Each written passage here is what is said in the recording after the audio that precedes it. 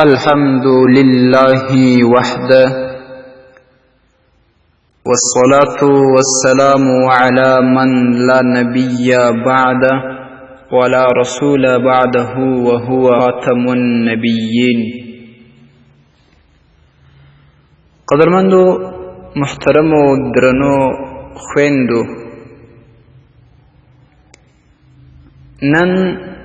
د رسول پاک صلی الله علیه وسلم یو هغه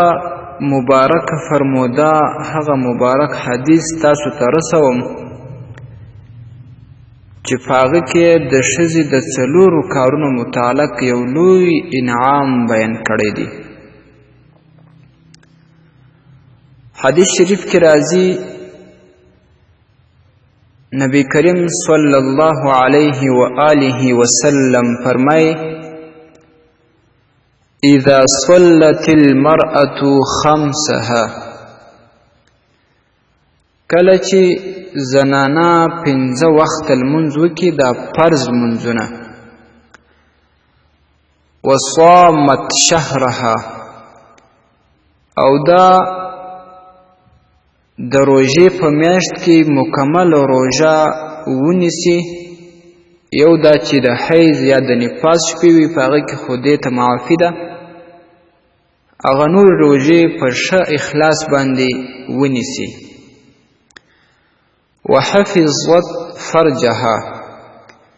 او دا د خپل فرج، د خپل عورت د هغې ساتنه له هر قسمه حرام کار، له هر قسمه غلط کار څخه وکړي چې هر هغه کار په شریعت کې منع وي. زنانه د هغه څخه خپل ځان وساتي،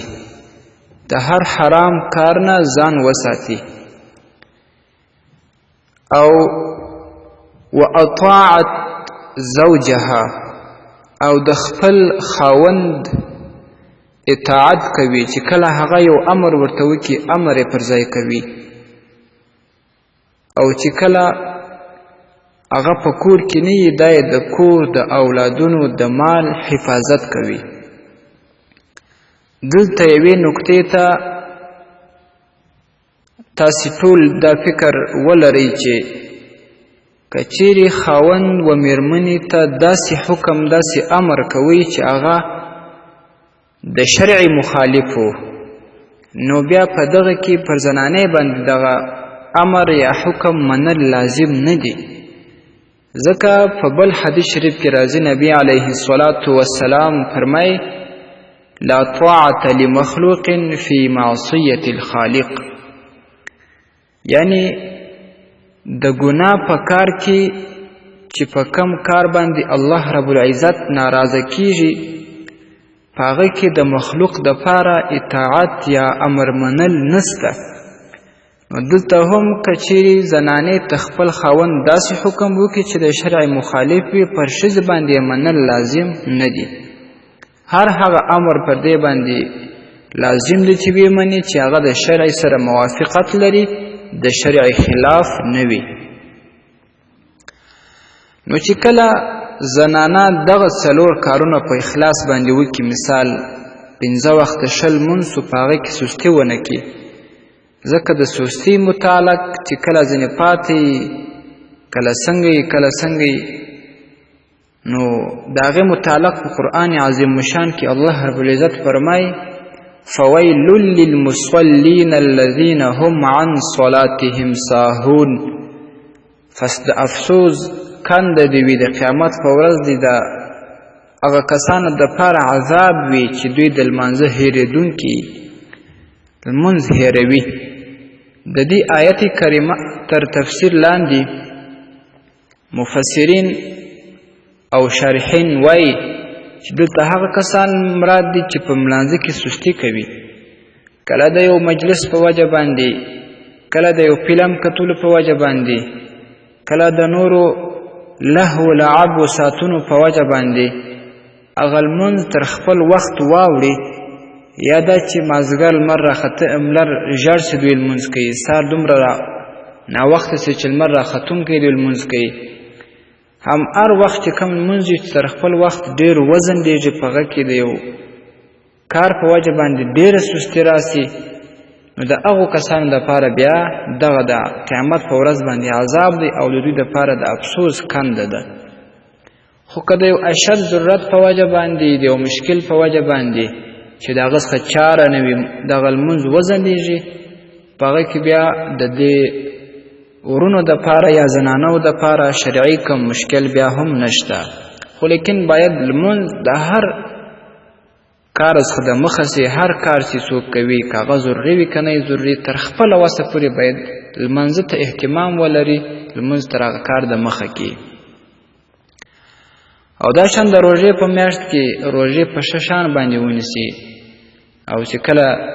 ماهانه مریضي یا د نفاس مریضي زنانۍ ته راغلې وي په هغې کې وخوري، د هغې بیا وروستی کې قضایي راوړي، او دا شان د خپل ځان د خپل فرج او د خپل عورت ساتنه او حفاظت وکوي له هر حرامه څه، او د خپل خاوند هغه امر ومني چې کوم د شرع سره موافقت لري، نو دې ته بیا د قیامت په ورځ باندې وویل سي چې قیل لها ادخلي الجنه من ای ابواب الجنه شئت. دې زنانې ته دغې ښځې ته به د قیامت په ورځ وویل سي چې ته جنت ته داخله سه، من ای ابواب الجنه شئت، د هر باب څخه د جنت چې ستا خوښوي، د هرې دروازې څخه د جنت چې ستا خوښوي، بس هم په هغه دروازه باندې جنت ته داخله شه. څومره عجیب انعام دی، څومره عجیبه لوی فضیلت دی په دې څلورو کارونو کې چې د قیامت په ورځ به دې نیکبختې زنانې ته ویل کېږي چې کومه دروازه ستا خوښي جنت ته په هغې دروازې باندې داخله شه. بیا نو د جنت ژوند دی، د هغې نعمتونه دي، د هغې راحتونه دي، د هغې خوشحالۍ دي، بیا د دغې زنانې مبارک وي. نو معززو خویندو، درنو او قدرمندو پتمندو خویندو، دغه څلور کارونه اسانه کارونه دي. هره زنانه، هره زموږ خور هغه باید دا عملونه په ځان کې راولي چې د قیامت په ورځ او دغه خوش قسمتي او نیکبختي زموږ خور ته وویل شي چې کومه دروازه باندې ستا خوښه وي، ستا ورته شوق کېږي، په هغې دروازې باندې و جنت ته داخله شه. نو دا به د هرې خور دپاره ډېره لویه کامیابي وي د هغې دنیا. او چې کومه خور په دې دنیا کې دغه څلور کارونه کوي، په دې دنیا کې به هم ورته خوشحالي وي. کله چې خاوند د زنانې نه خوشحاله وي، څومره زنانې باندې خوشحالي وي. او کله چې دا کارونه وکړي، مثال روژه نیول سوله، لمانځه ته اهتمام سو، د اولادونو ښه حفاظت و ساتنه سوله، په شرعي طریقه باندې برابرول سوله، شرعي تعلیم پکول شه، نو دا ټولو کې الله تعالی رضا کېږي. چې کله الله رب العزت رضا سي د دغه انسان سه،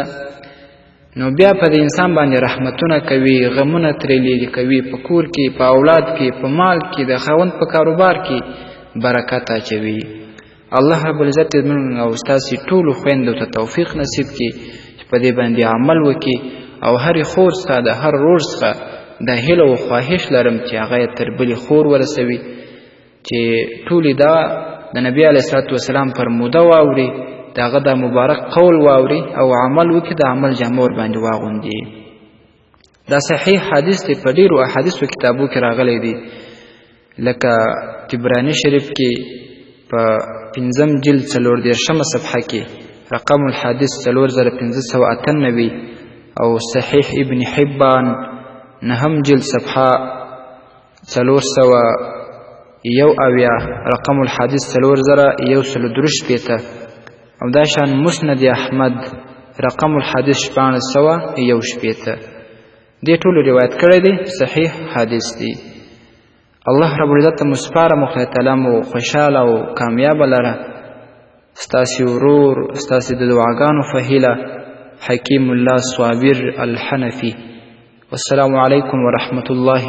وبرکاته.